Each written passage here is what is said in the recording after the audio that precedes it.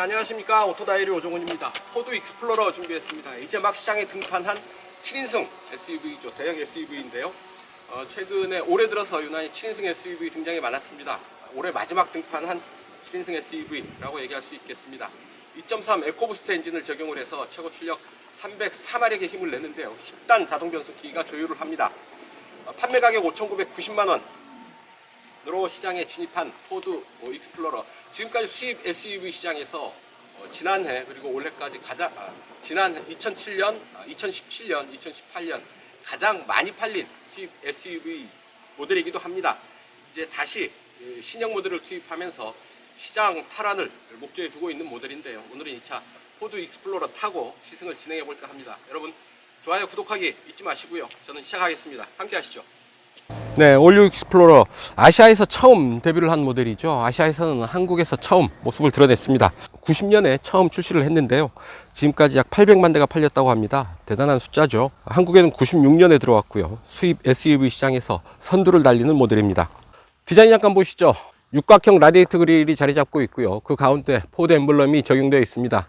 라디에이터 그릴에 4개의 가로 라인을 새겨 놓았고 그 사이사이에 육각형 패턴을 적용을 해 놓고 있네요. 좌우로 헤드램프를 적용을 하고 있고 그 아래 주간주행 등을 배치를 했습니다. 측면에 보시면 255, 55, R20 사이즈의 미쉐린 타이어를 적용을 하고 있는데요. 20인치 알루미늄 휠을 사용을 하고 있죠. 측면에서 보시면 루프 상단에 루프 바를 적용을 하고 있고 도어 그립을 따라서 캐릭터 라인을 적용을 하고 있습니다. 그 아래 크롬 라인으로 포인트를 주고 있고요. 특이한 것은 측면에서 봤을 때 A, B, D 필러는 블랙 필러를 적용을 하고 있습니다. C 필러에만 보디 컬러를 적용을 하고 있는 것이죠.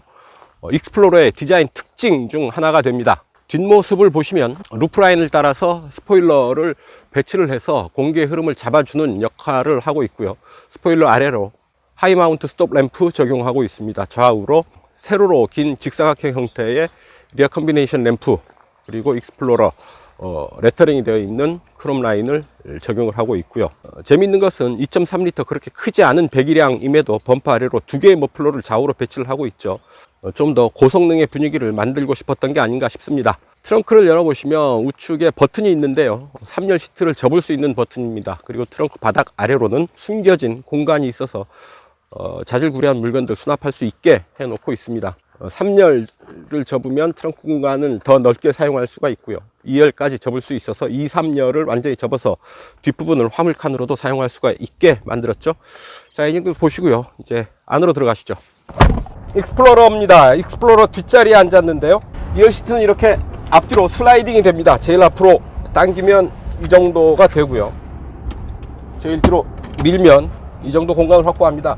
자, 제일 뒤로 밀어서 무릎 앞으로 주먹 한 3개 충분히 들어가죠. 태평양 같은 공간 무릎 앞에 남겨놓고 있다고 하면 되겠습니다. 물론 이렇게 뒷좌석을 제일 뒤로 밀면 3열 시트 공간이 또 좁아지겠죠. 3열까지 사람이 앉았을 때는 이렇게 적당히 슬라이딩을 해서 뒷좌석 공간을 조절을 해주면 2열과 3열에서 함께 여유 있는 공간을 나누어 가질 수 있지 않을까 하는 생각이 듭니다. 가장 앞으로 밀어도 무릎이 앞 시트에 닿지 않습니다. 주먹을 가로로 해서 들어갈 수 있을 정도의 무릎 공간을 남겨놓고 있어서 7명이 다 이 차에 타도 그렇게 좁지 않은 공간을 확보할 수 있다라고 보면 되겠습니다. 차체 높이가 있으니까 머리 윗공간 말할 필요도 없죠. 주먹을 세워서 여유있게 들어가는 공간을 확보하고 있으니까요. 머리 위에 압박감은 없다 해도 좋을 정도로 여유있는 헤드 클리어런스 확보하고 있습니다.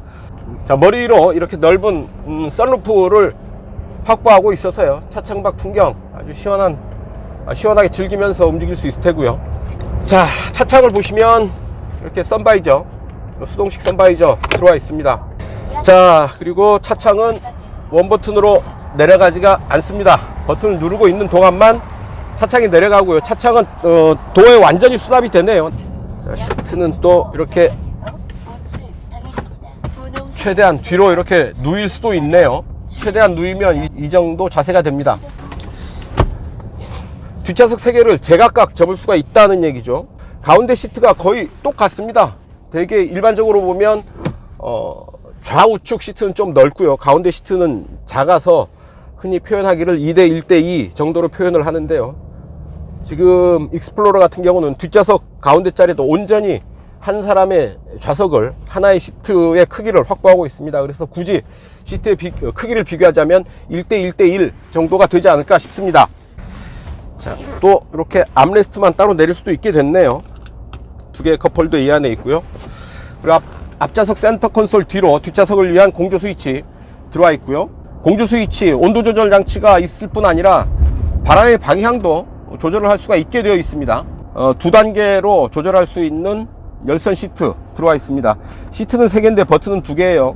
어느 하나는 가운데 자리는 어느 한쪽에 연동이 된다라는 얘기겠죠. 230V 150W 짜리 전원 연결구가 들어와 있어서요, 야외 활동을 할 때 가정용 전원을 직접 꽂아서 사용할 수도 있겠습니다. 물론 전열기구를 사용하기에는 제한이 있겠죠. 노트북 정도 충전하면서 움직일 수 있지 않을까 싶은 겁니다. 자, 어두운 곳에 들어오니까 이런 앰비언트 라이트죠. 약간 분홍색 보랏빛의 빛을 보게 되는데요. 이렇게 실내에는 앰비언트 라이트가 적용되어 있어서 좀 더 어두운 곳에서 분위기 있는 실내를 연출할 수도 있겠습니다. B필러에 이렇게 손잡이가 있어서요, 험한 길을 갈 때는 이 손잡이가 좀 더 유용할 수도 있을 테고요. 이렇게 독서등이죠. 실내등, 밝은 독서등을 지붕 한쪽 모서리로 배치를 했습니다. 그 옆으로 2열 시트를 위한 2열 공간을 위한 송풍구 이렇게 지붕에 들어와 있습니다. 서스펜션이 예전에 비해서는 조금 좀 단단해진 것 같습니다. 이전 익스플로러 같은 경우에는 아무래도 차체의 높이가 있고 서스펜션이 그렇게 하드한 편은 아니어서 도로의 굴곡을 따라 달릴 때 약간 꿀렁꿀렁하는 그런 느낌이 있었는데요. 신형 익스플로러 이 차에서는 그런 그 상하의 진동을 거의 느낄 수가 없습니다. 제법 단단하게 노면을 딛고 달립니다. 뭐 유러피언 스타일이라고 해도 좋을 정도의 하체의 느낌입니다. 자, 이제 3열로 넘어가겠습니다. 자, 3열 공간으로 앉아 보는데요, 이해를 돕기 위해서 가운데 좌석을 접었습니다. 2열 시트를 최대한 뒤로 당기면 이런 정도 자세가 되죠. 무릎을 세워야 되고요, 무릎을 이렇게 앞 시트에 댈 수밖에 없는 자세가 되죠. 아주 좁습니다. 하지만 2열 시트를 최대한 앞으로 밀어버리면 이 정도 공간이 남는 거죠. 무릎 앞으로 주먹 하나가 더 들어갑니다. 주먹 2개가 꽉 차게 들어가죠. 3열 시트도 제법 넓은 공간을 확보할 수 있다라는 얘기죠. 자, 그리고 3열 시트를 위한 공조 장치가 이제 지붕 위에 올라와 있고요. 그리고 양옆으로 컵홀더도 들어와 있고 간단한 수납 공간도 마련되어 있어서 그렇게 불편하지 않게 3열 공간을 누릴 수가 있겠습니다. 그리고 이렇게 C필러가 뒤로 이렇게 누워 있죠. 그리고 그 사이로 D필러 사이에 또 창을 내놔서 3열에서도 창밖 풍경을 보는데 큰 에러는 없지만 아무래도 이 굵은 C필러가 공간을 차지하고 있어서 아무래도 좀 답답한 창이다 라는 느낌은 있죠. 3층 다락방에서 보는 차창의 느낌, 그런 정도의 차창이 되겠습니다. 이 3열의 헤드레스트, 운전석에서 보면 마치 토끼 귀처럼 3열의 헤드레스트 2개가 튀어 올라와 있게 되는데요. 이런 부분은 사람이 있으면 사용을 하면 좋겠습니다만 사용을 하지 않을 때는 이렇게 접어버리면 됩니다. 접어버리면 룸미러에서 가리는 일이 없겠죠. 3열 시트를 접으면 트렁크 공간을 좀 더 넓게 확장을 할 수가 있게 됩니다. 자, 3열 시트를 세우면 트렁크 공간 515리터가 되고요, 3열 시트를 접으면 1356리터로 트렁크 공간이 확장됩니다. 2열 시트까지 접을 수가 있죠. 2열 시트까지 완전히 접으면 2486리터의 화물 적재 공간을 확보하게 되죠. 그만큼 많은 짐을 실을 수도 있고요, 대신에 좀 더 많은 사람을 태울 수도 있는 거죠. 타고 움직이는데 뒷좌석에서도 그렇게 거친 느낌은 없고요. 되게 이제 큰 차의 뒷좌석을 타면 흔들림도 크고 멀미가 나는 자리다 라는 인식이 있는데요, 근데 2열보다는 조금 딱딱하다 라는 느낌이 있습니다. 그 부분은 아마 시트가 좀 더 딱딱하기 때문이 아닐까 싶고요, 차체의 전체적인 반응은 2열에서와 큰 차이가 없다 라는 정도의 느낌입니다. 운전석으로 가시죠. 네, 운전석에 앉았습니다. 시동 먼저 걸어보죠. 이렇게 푸시 버튼을 이용을 해서 시동을 걸 수가 있고요. 아우, 그래픽이 깨끗하네요. 자, 스티어링을 먼저 보시죠. 하나, 둘, 셋. 자, 정확하게 3바퀴 돌죠. 이 차 크기가 어마어마합니다. 길이 너비가 5m와 2m를 넘습니다. 길이가 5050mm, 너비가 2005mm에 달합니다. 아주 큰 사이즈죠. 7인승 SUV 중에서도 크기에 어디 가서 빠지지 않는 그런 덩치를 자랑을 하죠. 트래버스 다음으로 이 차가 큰 걸로 알고 있는데요. 차의 크기에서부터 보는 사람을 압도하는 그런 아우라를 가진 차입니다. 스티어링 휠은 이렇게 전동식으로 틸트 앤 텔레스코픽이 되고요. 스티어링 휠 아래로 패드 시프트를 적용을 하고 있습니다. 왼쪽에 ADAS 시스템, 주행보조 장치들을 조작할 수 있는 버튼들이 있고요. 오른쪽에는 계기판 메뉴를 선택을 할 수가 있죠. 음성 명령이 되네요. FM 97.3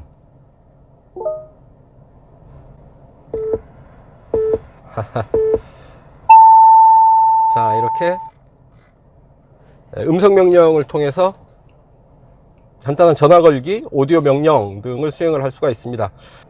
연비 트림 미터가 뜨고요. 평균 연비, 미디어 주파수, 차체의 기울기를 이렇게 보여주기도 하네요. 자, 조향 각도 보여주고요. 차체 앞뒤 방향의 흔들림, 좌우의 흔들림 이렇게 보면서 오프로드에서는 상당히 유용하게 사용할 수 있지 않을까 싶습니다. 자, 센터페시아에는 약 8인치 정도 되겠죠. 8인치 정도 되는 모니터에 내비게이션과 여러가지 오디오, 미디어 등을 활용할 수 있는 기능을 포함을 하고 있는데요. 싱크3죠. 싱크3까지 진화한 그런 인포테인먼트 시스템을 즐길 수가 있겠습니다. 운전자 보조 어떤 것들이 있을까요? 자, 운전자 보조 시스템 보면 크루즈 컨트롤, 어댑티브 크루즈 컨트롤이고요. 차선 유지 시스템이 있는데 경고 및 보조, 그리고 레인 센터링 기능이 있습니다. 차로의 중앙을 유지해 주는 거죠. 충돌 대비 보조도 있는데요. 거리 표시하고 액티브 브레이크, 운전자가 작동을 안 할 때 스스로 제동을 해주는 그런 기능입니다. 충돌 해피 스티어링, 충돌의 위험이 있을 때 운전자가 아무 조작을 하지 않으면 브레이크를 작동함과 동시에 조향까지 차가 개입해서 피할 수 있도록 조작을 해주는 거죠. 그러니까 브레이크와 조향까지 개입을 하면서 차 스스로가 그 위험 상황에 대응할 수 있도록 해주는 겁니다. 그리고 경고의 민감도를 조절을 할 수가 있고요. 후방 카메라, 그래픽이 아주 앙증맞네요. 고급 주차 보조, 차 근처에 어떤 그 장애물들이 있는지 감시해 주는 겁니다.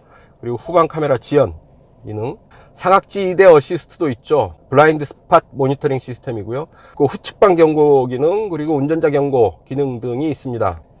트레일러 스웨이는 뒤에 트레일러를 연결을 했을 때 트레일러의 흔들림을 잡아주는 그런 기능인 거죠. 아메리칸 SUV들이 이 트레일러를 연결하는 부분에 대해서 상당히 많이 신경을 쓰는 듯해요. 쉐보레 트래버스에도 이런 그 트레일러 관련한 기능들이 기본으로 장착되어 있는 모습들을 볼 수 있는데요. 포드 익스플로러에서도 그런 모습을 보게 됩니다. 운전자 차량에는 어떤 기능이 있을까? 최대 공회전 30분, 간편 승하차, 이지 엔트리죠. 간편 승하차는 그래픽으로 다 설명을 해주네요. 더 쉬운 하차를 위해서 차량 높이 낮추기, 시트 뒤로 이동하기, 전동 발판 사용 가능한 경우에 이런 동작을 설정할 수 있도록 하는 거고요. 마이키, 손님 또는 가족을 위해 제한된 주행 모드로 키를 프로그래밍 할 수가 있습니다. 원격 시동 설정, 차량을 원격으로 시동을 했을 때 원격 시동장치 동작이 자동으로 설정되거나 온도, 환경 설정, 시트 위치, 엔진 시동 시간에 대한 이전 설정으로 설정을 할 수가 있도록 되어 있습니다. 자, 키를 보면 이 부분을 통해서 2번 누르면 원격 시동이 가능하다 라는 얘기겠죠. 윈도우는 뭔가 원격 동작으로 차창을 열거나 닫을 수 있다 라는 얘기고요. 파워리프트 게이트 이런 거죠. 차량의 트렁크에 손을 대지 않고 자동으로 열리도록 설정을 할 수가 있고요. 차량의 정조등 동작을 설정할 수가 있습니다. 어댑티브 헤드램프가 적용되어 있고요. 자동 헤드램프가 들어와 있습니다. 조명, 잠금, 미러, 도어 키패드 코드. 포드에는 이 기능이 참 좋은 것 같아요. 키를 차 안에 두고 문을 잠가 버렸을 때 이 키패드 코드를 통해서 키 없이도 차의 문을 열 수가 있는 거죠. 자, 키패드를 터치하면 불이 들어오고요. 그러면 그 다음에 번호를 눌러서 문을 열 수가 있는 거죠. 자동 업데이트. 이 차도 와이파이 네트워크를 통해서 프로그램 업데이트가 가능한가 봅니다. 안드로이드 오토 그리고 애플 카플레이 등을 지원을 하죠. 자, 이런 무드 조명, 앰비언트 라이트죠. 이런 컬러를 설정을 해서 컬러가 들어가 있는 조명을 설정을 할 수가 있습니다. 어두울 때, 터널에 들어갈 때 야간에 실내 분위기를 좀 더 분위기 있게 만들어주는 효과가 있겠죠. 이 모니터 아래로 작은 수납 공간을 만들어 놨습니다. 수첩이나 지갑 정도 올려놓으면 좋을 테고요. 핸드폰을 올려놓을 수도 있겠지만 핸드폰은 이 아래 보면 무선 충전 시스템이 있습니다. 무선 충전 시스템과 연동하는 이 부분에 핸드폰을 올려놓으면 무선 충전이 일어나는 거죠. 열선 시트 3단계로 조절이 가능하고요. 열선 스티어링 휠도 작동할 수가 있습니다. 냉풍 시트도 들어와 있네요. 3단계로 운전석, 조수석 제각각 따로 조절을 할 수가 있겠습니다. 그 아래 아주 넓은, 제법 넓은 수납 공간이 들어와 있습니다. 자, 다이얼식 기어 레버를 적용을 했습니다. 조작하기 편하고요. 그냥 쥔채로 돌리면 되니까요.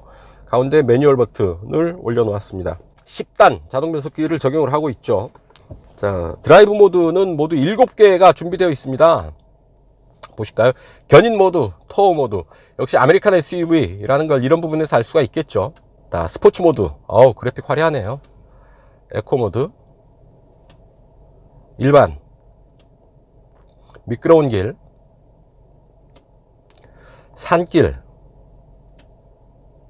깊은 눈길, 모래길, 타이어가 푹푹 빠지는 이런 길에서도 선택할 수 있는 주행 모드가 있는 거죠. 다운힐 어시스트 기능이 있죠. 내리막길을 갈 때 정속 주행을, 가속 페달이나 브레이크를 밟지 않고도 속도 조절을 할 수 있는 저속 크루즈 기능입니다. 그 옆에 2개의 컵홀더, 아주 깊은 콘솔 박스가 들어와 있는데요. 깊이 있게 이런 그 콘솔 박스를 준비를 해 놨습니다. 그 안에 12V 전원 시거잭도 마련해 놓았네요. 자, 이 차 그래도 오디오가 상당히 고급입니다. 뱅앤올룹슨 오디오 시스템을 적용을 하고 있습니다. 자, 소리 한번 들어보시죠. 그러면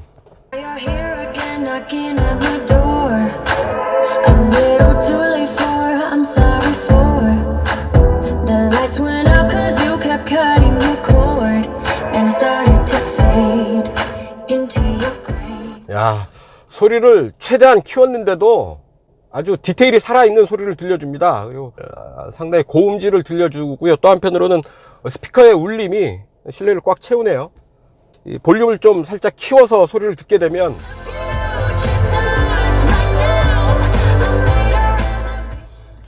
상당히 고급 오디오다 싶은 생각이 듭니다. 음악 애호가들은 이 차 뱅앤올룹슨 오디오 시스템만으로도 이 차에 대한 유혹을 느끼지 않을까 싶습니다. 모두 12개의 스피커를 통해서 아주 실내를 꽉 차게 소리를 들려줍니다. 자, 실내 이 정도로 살펴보시고요. 이제 본격적인 주행을 통해서 여러분들과 그 주행의 느낌 공유하도록 하겠습니다. 출발합니다. 자, 2.3 에코부스트 엔진 304마력 10단 자동 변속기. 좀 묘한 부조하죠. 엔진 배기량은 작은데 변속기는 10단을 적용을 하고 있습니다. 자, 어제 제가 페라리를 탔는데요. 페라리 F8 트리비토를 탔었는데 그 차는 720마력인데 7단 변속기로 컨트롤을 하더라고요. 엔진과 변속기 조합이 아주 극단적인 경우가 아닌가 싶습니다. 하루 사이에 그런 극단적인 성격의 차를 이렇게 만나보네요. 자, 어쨌든 오늘은 이 차 포드 익스플로러 타고 시승을 시작하겠습니다. 자, 과속방지턱. 자, 이전 모델은 과속방지턱이나 노면 충격을 지날 때 약간 그 출렁이는 그런 느낌이 조금 있었거든요. 아주 말랑말랑거리는 서스펜션은 아니었지만 이런 거친 길, 노면의 굴곡을 지날 때 어느 정도 출렁임을 느끼는 반응이었는데 신형에 와서는 그런 출렁임이 확연히 줄었습니다. 좀 더 단단해진 느낌이 있고요. 이런 그 과속방지턱을 지날 때도 좀 더 안정된 자세를 유지를 하고 잔진동도 없고 그렇습니다. 좀 더 서스펜션이 정교해졌다, 완성도가 높아졌다 라는 거죠. 상당히 조용하고 차분하다 라는 느낌이 있습니다. 일단 덩치가 크죠. 덩치가 큰 데서부터 너 어쩔 수 없이 미국 차구나 싶은 생각이 들기는 합니다. 어떤 그 하체의 느낌, 이런 부분은 확실히 좀 더 세련돼졌다 라는 느낌이 드네요. 2.3 에코부스트 엔진, 자 2.3리터 엔진으로 200마력도 아니고 300마력이 넘는 출력을 만들어내고 있어요. 물론 터보를 장착했다고는 하지만 상당히 어떤 그 엔진의 효율, 힘의 효율이 상당히 우수하지 않나 싶습니다. 어떤 그 거의 뽑아낼 수 있는 최대 출력을 뽑아내고 있다고 봐야 되겠죠. 가속 페달은 끝까지 아무 저항 없이 밟히네요. 킥다운 버튼 없는 것으로 보이고요. 가속 페달을 밟으니까 아주 힘을 쭉 뽑아내는데요. 자, 차체 크기도 있고 무게도 상당한데요. 전혀 무거운 느낌은 없습니다.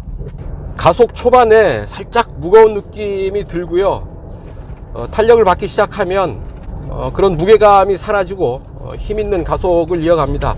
변속 반응이 제법 힘있게 오는데요. 자, 패들 시프트가 있어서 자연스럽게 수동 변속도 가능합니다. 물론 로터리식 레버의 M 버튼을 누르면 수동 변속이 가능을 하죠. 아주 적극적으로 스포츠 드라이빙을 할 때는 이런 매뉴얼 변속 이용을 하면 참 좋지 않을까 싶습니다. 제연표를 보면 이 차의 연비 8.9인데 리터당 8.9km를 가죠. 제법 기름을 많이 먹는 편이긴 한데 이전 모델 대비 좀 더 개선된 연비라는 점은 말씀을 드립니다. 역시 주행 모드 버튼도 로타리식으로 만들어 놓고 있고요. 액티브 노이즈 컨트롤, 그러니까 소음을 잡아주는 그런 기술을 적용을 하고 있고요. 그러니까 1열 운전석과 조수석 측면에 어쿠스틱 글래스를 적용을 하고 있습니다. 실내로 들어오는 소리를 어느 정도 걸러주고 있고요. 액티브 노이즈 컨트롤을 사용을 해서 실내에서 발생하는 소음조차도 크게 들리지 않도록 제어해주는 그런 기술이 적용되어 있다라는 설명인데요. 실내에서 느끼는 어떤 실내의 정숙성 생각보다 괜찮습니다. 지금 약 시속 70km 정도의 속도인데요. 이렇다 할 잡소리는 실내로 들어오지 않고 있습니다. 자, 킥다운을 걸고 있는 힘을 다 끌어내면 전혀 힘들어하는 기색 없이 속도를 끌어올립니다. 아주 꽉 찬 힘은 아니고요. 팡팡 터지는 그렇게 꽉 찬 힘은 아니지만 그렇게 부족함 없이 힘을 끌어내는 것을 알 수 있겠습니다. 자, 가속의 느낌, 상당히 엔진은 부지런히 돌아가고 있고요. 자, 배기량의 한계 그렇게 느끼기 힘듭니다. 배기량이 작아서 큰 힘을 쓸 수 있다면 마다할 일이 아니죠. 배기량이 곧 자동차 세금과 직결되는 부분이기 때문에 그렇죠. 같은 힘을 내는 다른 차들에 비해서 자동차 세금을 좀 덜 낼 수 있다 하는 장점이 있다고도 볼 수 있겠습니다. 세팅을 한번 해볼까요? 어댑티브 크루즈 컨트롤을 50km로 세팅을 했고 60, 70, 80 정도로 세팅을 했습니다. 자, 차로를 잘 읽네요. 자, 레인 키핑 어시스트 플러스 레인 센터링, 차로를 읽고 따라 달리는데 차로의 중앙을 잘 유지해 준다라는 얘기죠. 지금 왼쪽으로 이렇게 완만히 돌아가는 커브길인데 차로를 잘 읽고 올라가고 있습니다. 차선을 밟는 일도 거의 없다는 것이 레인 센터링을 잘 유지하고 있다라는 얘기가 되겠죠. 앞차와의 차간 거리도 정확하게 유지를 하고 있고요. 차간 거리는 모두 하나, 둘, 세 단계로 차간 거리를 조절을 하고 있네요. 시속 80km에 세팅되어 있지만 앞차의 속도에 맞춰서 약 40km 정도로 움직이고 있습니다. 이렇게 주행 보조 장치가 좋은 것이 아주 잠깐 물을 마신다든지 한눈을 팔 수가 있다라는 것인데요. 한눈을 팔라라는 얘기가 아니죠. 부득이하게 그런 경우가 발생을 했을 때 차가 알아서 어느 정도 운전자의 빈틈을 커버해주고 안전하게 차를 지켜준다라는 개념이지, 그렇게 한눈을 팔고 딴짓을 하라라는 얘기는 아닙니다. 어떤 그 드라이버 어시스턴트의 취지는 알고 이용을 해야 되지 않을까 싶어요. 자, 어쨌든 대체로 주행 보조 시스템은 정확하게 작동을 하고 있다 라고 말씀을 드릴 수 있겠습니다.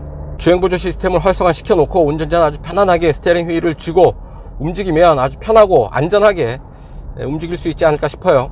코파일럿 360 플러스 시스템을 탑재를 하고 있죠. 좀 더 완성도가 높은 형태의 주행 보조 시스템들을 적용을 하고 있습니다. 그래서 충돌 방지 보조 시스템을 적용을 하고 있는데, 길가에서 갑자기 튀어나온 사람도 인식해서 긴급 대응을 한다고 하니까요. 굳이 있는 기능 꺼놓지 마시고 차가 움직일 때는 항상 활성화 시켜서 움직이는 게 안전 운전을 하는데, 또한 또 좀 더 편한 운전을 하는데 도움이 되지 않을까 싶습니다. 자, 이제 유명산 와인딩 로드를 출발을 하겠습니다.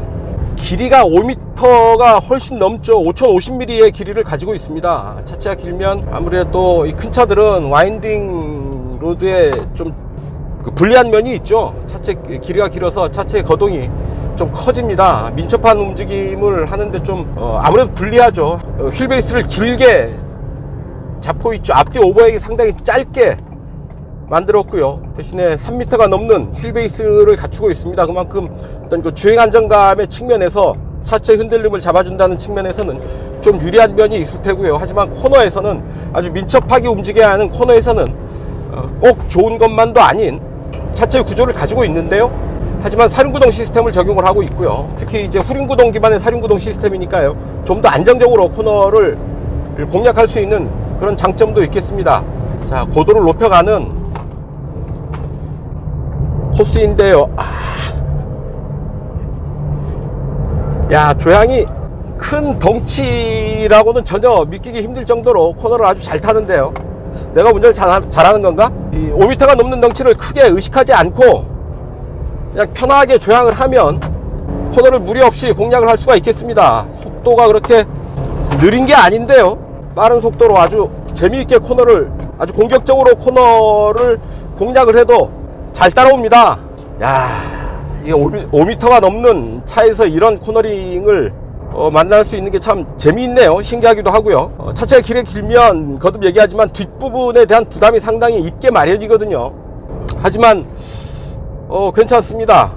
스포츠카 정도라고는 할 수 없겠지만 어느 세단 정도의 코너링의 모습을 이 차에서도 만날 수 있겠습니다. 괜찮은데요? 매뉴얼 모드로 다운힐을 시도를 하고 있습니다. 엔진 브레이크를 사용을 하면서 브레이크 사용을 최소화하기 위해서 매뉴얼 변속을 하는 거죠. 자, 주행 모드는 스포츠가 낫겠죠. 아무래도 스포츠 모드로 가니까 텐션이 확 올라가는데요, 차체의 긴장감이 확 올라갑니다. 가속 페달에 대한 반응도 즉각 반응을 하고요. 자, 매뉴얼 모드에서도 자동 변속은 일어납니다. 하지만 지연 변속이 된다라는 얘기죠. 좀 더 오랜 시간 기어를 물고 있다가 노멀 모드에서보다 훨씬 나중에 시프트업이 일어나는 겁니다. 좀 더 엔진을 오랫동안, 고RPM 엔진 회전수를 오랫동안 높게 유지할 수 있는 그런 주행 모드라고 할 수 있겠죠. 자, 아무래도 굴곡이 심한 데서는 좀 부드러운 느낌이 좀 더 강하게 들어오기는 하는데요, 제동 반응은 즉각 반응을 하고요. 자, 왼쪽 오른쪽 계속 굽이치는 와인딩 로드입니다. 운전하는 사람은 재미있지만 뒤에 탄 사람은 상당히 좀 힘들겠어요. 자, 이 엔진 사운드 지금 80에서 4000 정도의 엔진 회전수를 보이고 있는데요, 3단입니다. 엔진 사운드가 굵은 톤은 아니네요. 아주 뉴트럴한 저항감. 차체의 높이가 있어서 코너에서 어느 정도 차체에 기우는 느낌, 숨길 수는 없지만 그런 부분에서의 결점을 사륜구동이 어느 정도는 보완해주고 있는 것 같습니다. 코너를 하면서도 운전자의 불안감이 그렇게 크지 않다. 내가 이거를 조절할 수 있겠다라는 생각이 드는 거죠. 자, 소리로만 판단을 한다면 역시 그 2.3L 엔진의 배기량을 짐작할 만한 그런 엔진 사운드가 아닐까 싶습니다. 음폭이 깊고 넓은 그런 듣기 좋은 굵은 톤의 그런 엔진 사운드는 아니고요, 좁은 관을 지나가는 그런 소리가 들립니다. 소리가 좀 얇다고나 할까요? 하지만 뭐 포드 익스플로러 엔진 사운드 듣고 타는 차는 아니잖아요. 그렇게 고성능을 지향하는 차가 아닙니다. 굳이 따진다고 한다면 가족 지향적인 차라고 볼 수 있겠죠. 아웃도어 활동을 즐기는 가족이 좋아할 만한 그런 차입니다. 마구 달리고 잡아 돌리고 하는 그런 차와는 거리가 멀죠. 그래서 이 정도의 코너링 성능, 이 정도의 산길을 달릴 수 있는 능력이라고 한다면 충분히 만족할 만한 그런 부분이 아닐까 싶습니다. 여기에서 뭔가 부족함을 느끼고 좀 더 욕심이 난다고 한다면 플로로 말고, 그러니까 7인승 SUV, 대형 SUV 말고 다른 차를 선택하는 게 맞겠죠. 넓은 공간, 효율적인 엔진, 나름 다양한 편의장치, 많은 수납 공간, 이런 부분들을 종합적으로 고려해 본다면 7인승 SUV, 가족 지향형 7인승 SUV로는 충분히 합격점을 받을만 하지 않을까 하는 생각을 해봅니다. 인텔리전트 올릴 드라이브. 자, 지금 보면 후륜 구동으로 움직이고 있는 게 보이시죠? 뒷바퀴 쪽으로 구동력이 다 가고 있습니다. 가속을 하면 이렇게 앞으로도 구동력이 가는 걸 시각적으로 확인할 수가 있죠. 좀 와일드하게 달렸더니 평균 연비 6.6을 기록하고 있는 거죠. 자, 연비는 뭐라 그럴까요? 이 차의 차급을 생각하면 엔진과 차체의 무게를 생각을 하면 이해가 어느 정도 가기는 하지만 여전히 연비가 아쉬운 것도 사실이죠. 또한 지금 시승을 위해서 좀 거칠게 차를 다룬 측면도 있기는 합니다만 평균 연비가 6.6이 나옵니다. 좀 괜찮게 한다 싶으면 공인 연비가 8.9km/L입니다. 리터당 8.9km를 가는데요. 9km라고 잡으면 그래도 연비는 좀 아쉬운 부분이 있죠. 에코부스트 엔진이라고 해서 좀 연비가 좋지 않을까 하는 기대를 갖게 마련인데요. 에코부스트 엔진이지만 연비는 그렇게 좋은 편은 아니다. 물론 또 이제 여러 가지 생각할 포인트는 있죠. 에코부스트 엔진이지만 2.3L로 2톤이 넘는 이 차의 무게를 감당해서 달린다고 하면 그 정도 연비는 이해해야 되는 거 아니야?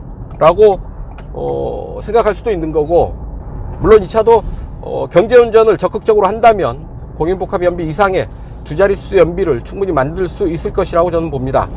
어쨌든 연비는 운전자 하기 나름, 운전자가 차를 어떻게 다루느냐의 문제와도 직결되는 만큼 연비에 관해서는 가타부타 직접적인 코멘트는 하지 않기로 하겠습니다. 이 시속 80km 정도의 속도입니다. 지금 이렇다 할 소리는 거의 들리지 않고요. 이런 정도의 속도에서는 자잘하게 어떤 그 노면의 잡소리들이 실내로 들어오는 경우들이 왕왕 있거든요. 노면 잡소리는 거의 실내로 들어오지 않습니다. 다만 바람 소리와 엔진 소리 정도가 아주 잔잔하게 섞여서 실내로 들어오는 정도입니다. 아주 고급 세단 수준의 실내 정숙성은 아니지만 SUV 치고는 제법 조용한 수준을 유지하고 있다고 말할 수 있겠습니다. 자, 10단 변속기는 좀 오버스펙이 아닌가 하는 생각도 듭니다.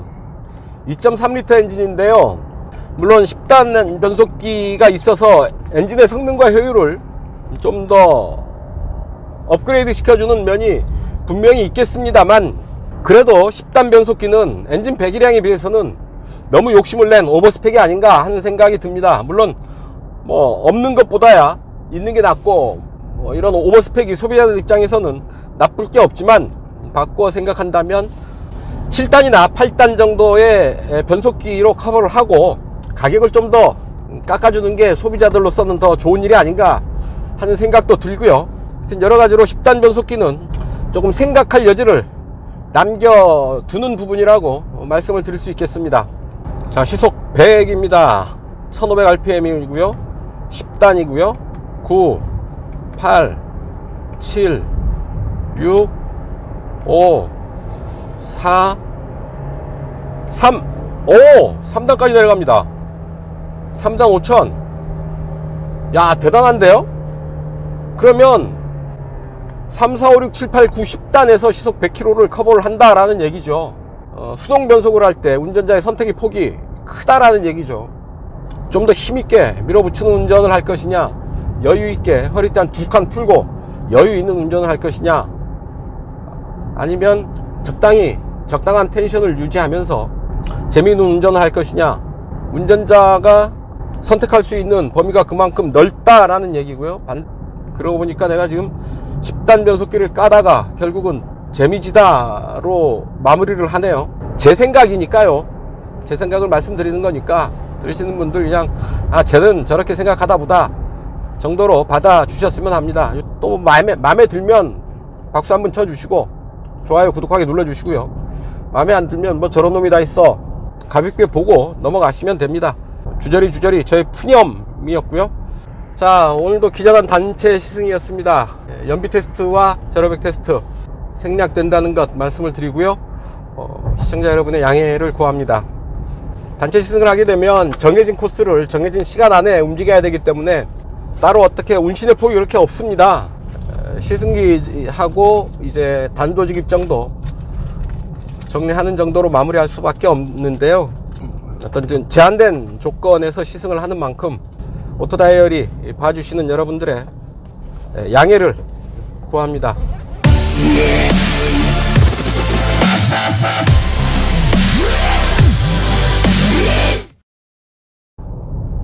단도직입입니다. 이 지붕의 틈새 마무리 문제인데요. 차를 만드는 자세, 정성 뭐 이런 부분들을 볼 수 있는 부분인데요. 틈새가 제법 크게 드러나 있고요. 손가락이 드나들 정도의 틈새를 가지고 있고, 스펀지 재질의 단면도 이렇게 만져집니다. 센터페시아에 이런 돌출된 모니터 제가 볼 때마다 지적을 하는 부분인데요. 뭐 이렇게 디자인할 수는 있겠다 싶기는 합니다. 요즘 안전도 테스트는 모두 이제 안전띠를 장착한 상태에서 충돌 테스트를 하고 있으니까 차량의 안전에 직접적으로 영향을 미치는 부분은 아니라고 인정을 한다고 해도, 그런 부분들은 받아들일 수 있다고 해도, 어쨌거나 사람이 앞으로 쏠릴 수 있는 상황, 안전띠를 안 맬 수 있는 상황, 매지 않는 상황, 뭐 아주 여러 가지 상황들을 고려해서 보수적으로 디자인하는 게 맞겠죠. 노출된 모니터는 여전히 저는 매립하는 형식이 맞다고 봅니다. 왜냐하면 안전이 가장 중요한 부분이기 때문에 그렇습니다. 많은 분들이 여기에 동의하지 않는 부분도 저는 충분히 알고 있고요. 그분들의 의견에도 어느 정도 일리는 있다고 생각하지만, 여전히 저는 이런 그 돌출된 모니터는 문제가 있다고 생각합니다. 물론 저의 생각입니다. 레터링이 있는, 크롬 레터링이 있는 부분을 보시면 이렇게 삐그덕거리는 소리가 나요. 이런 부분 마무리 좀 제대로 하는 게 좋을 텐데요. 아무래도 이런 조립 품질에서 약간 완성도가 높지 않은 부분들이 눈에 띄입니다. 특히 올해 7인승 SUV들이 풍년을 이뤘죠. 기아차 모하비, 그리고 팰리세이드, 또 트래버스, 제법 많은 7인승 SUV들이 시장에 진입을 했습니다. X7은 뭐 프리미엄 브랜드의 하이엔드급 최고급 SUV여서 논외로 친다고 한다면, 비슷비슷한 차들이 시장에 진입을 하면서 서로 이제 치열한 경쟁을 벌이고 있는 상황이죠. 소비자 입장에서는 나쁠 거 없습니다. 비교해 봐서 좋은 차를 선택하면 되니까 그만큼 내 마음에 드는 차를 고를 확률은 더 높아지는 거겠죠. 크기를 놓고 본다면 이 차 익스플로러의 크기도 만만치 않지만, 또 하나의 아메리칸 SUV 쉐보레 트래버스가 훨씬 더 큰 덩치를 자랑하고 있죠. 크기로만 본다면 쉐보레 트래버스가 좀 더 크니까요. 그 다음 이 포드 익스플로러가 그 다음의 크기를 갖추고 있습니다. 역시 미국에서 온 SUV들이 덩치는 상당히 크다라는 얘기가 되겠고요. 뭐 출력도 304마력이면 경쟁 모델 대비 결코 약하지 않습니다. 상당히 힘이 센 편이고요. 팰리세이드나 모하비 보다는 훨씬 더 강한 출력을 보이고 있죠. 판매 가격은 이 차 5,990만원, 6천만원 주면 10만원을 깎아줘요. 뭐 깎아주는 건 아니고 정가가 6,990만원이기는 합니다만, 어쨌든 어떻게 보면 너무 속보이는 가격 같기도 하고, 그럼 뭐 6천만원 하지, 그 10만원 내리는 건 또 뭐야, 이른바 구 마케팅인 것인데요. 뭐 너무 좀 속보인다 싶기도 하지만, 그래도 수입차인데, 수입차에서 이렇게 큰 대형 SUV를 6천만원을 주고 살 수 있다? 뭐 괜찮은 제한이 아닐까 싶고요. 또한 그동안 쭉 익스플로러는 수입차 시장에서 가장 많이 팔리는 SUV였었죠. 새 모델 출시가 예고된 과정에서 올해 판매량이 조금 떨어지긴 했지만, 재작년 수입차 시장에서 가장 많이 팔린 SUV가 바로 익스플로러였습니다. 이제 신형 모델이 투입이 됐으니까요, 다시 수입 SUV 시장에서 가장 많이 팔리는 차라는 자리를 되찾을 수 있을까 라는 의문이 들고요, 궁금증이 들고요. 아마도 가능하지 않겠나 하는 생각이 듭니다. 차체의 어떤 그 크기, 가격, 편의장비, 안전장비, 엔진 성능 두루두루 봤을 때 무난합니다. 소비자들의 눈높이를 어느 정도 맞추고 있어서요, 어떤 대중 SUV로서 어느 정도 시장에 안착할 수 있는 그런 조건들을 잘 갖추고 있지 않나 싶은 생각이 듭니다. 자, 하지만 또 다르게 작년, 재작년과 달리 이제 시장에서 경쟁해야 될 모델들이 참 많아진 거죠. 그들과의 경쟁에서 이기고 적어도 수입 SUV 시장에서 가장 많이 팔리는 차가 될 수 있을지 한번 지켜보도록 하죠. 근데 참 애매합니다. 트래버스는 수입차인가요? 국산차인가요? 쉐보레가 판매하긴 합니다만 미국 공장에서 만들어서 들여왔기 때문에 엄밀하게 따지면 수입차이긴 합니다만 국내 공장을 갖고 있는 쉐보레가 수입해서 판매한다는 측면에서 일반 소비자들의 느낌은 수입차라는 생각이 들지 않죠. 국산차 같은 느낌이 들고요. 여러가지로 좀 애매한 면이 없잖아 있기는 합니다만 어쨌든 수입 SUV 시장에서 가장 많이 팔리는 모델이었다는 그 기억을 다시 소환해낼 수 있을지 이제 흥미진진하게 시장을 지켜볼 차례가 아닌가 합니다. 자, 오늘 시승 여기까지입니다. 지금까지 저는 오토다이어리 오종훈이었습니다. 감사합니다.